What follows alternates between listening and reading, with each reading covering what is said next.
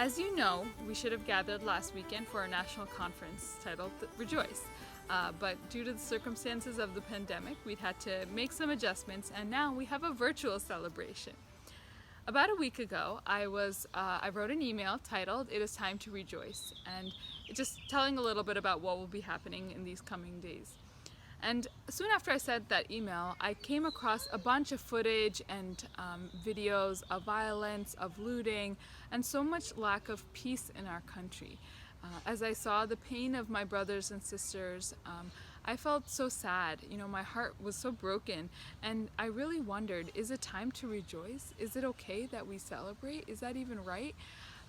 As I brought these questions to prayer, I found some consolation in Scripture. In John chapter 16, verses 22, it says, "So you have sorrow now, but I will see you again, and your hearts will rejoice, and no one will take your joy from you." And later on, it says, "Until now you have asked for nothing. Ask and you shall receive, that your joy may be full." What a beautiful invitation and a beautiful promise from the Lord that is so relevant to our current situation. There is so much sorrow now, but Jesus promises that our joy will be full, that our joy will be complete. And this is something that we can all hold on to. I'm sure for most of you, that there has been so much pain in this time of pandemic, so much grief, so much loss. Maybe we've lost someone close to us or that we know, or maybe we've lost specific moments in our lives, special events that either we were supposed to have or to attend.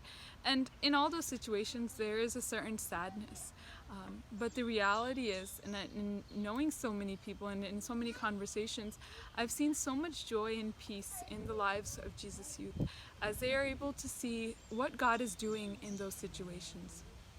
And perhaps that is what we are called to be a witness to. We are called to be a witness to that joy and peace that only comes from the Lord. In this scripture passage, really what the Lord is doing is that He's sharing with us a prophecy. He's sharing with us of something that will come in heaven, that our joy will be full.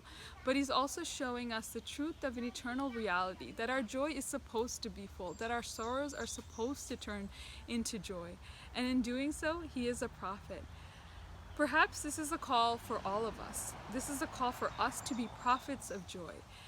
Most of us think of a prophet as someone who tells future or, gives a specific message. But a prophet is also someone who sees the face of God, who shows us the face of God, and in doing so, gives us a path to walk towards God, as Pope Benedict talks about in Jesus of Nazareth.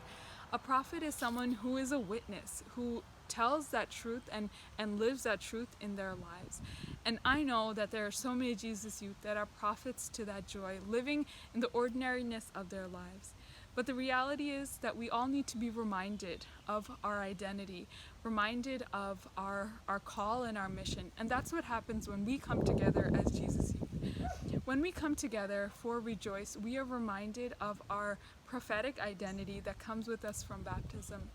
And we were reminded of our call, especially in this world that is going through so much sorrow. We are in so much need of that reminder so that we can go out and we can be those witnesses, that we can be those missionaries. Throughout the course of this year, there have been so many promises and messages that the Lord is doing and moving so beautifully. And, we could think that, Rejoice is canceled, all the promises are canceled, but we know that that's not how God works. God works through any kind of limitation, any kind of, any way that He wants to fulfill His will. And I truly believe that this time of coming together as a Jesus Youth family from all over the country will be truly a time of rejoicing. On Friday, we will spend some time sharing graces and in prayer. On Saturday, we will spend some time with our peers in fellowship and in discussion and reflection. And on Saturday evening, Father Thomas Polkel, our newly ordained Jesus Youth priest, will lead us in a holy hour. As we come together in all of these ways, the Lord will truly be present. He will speak to us, and He will allow us to be those prophets of joy. He will give us the courage to be those witnesses that the world truly needs at this time. So I hope to see you in just a few days. Rejoice.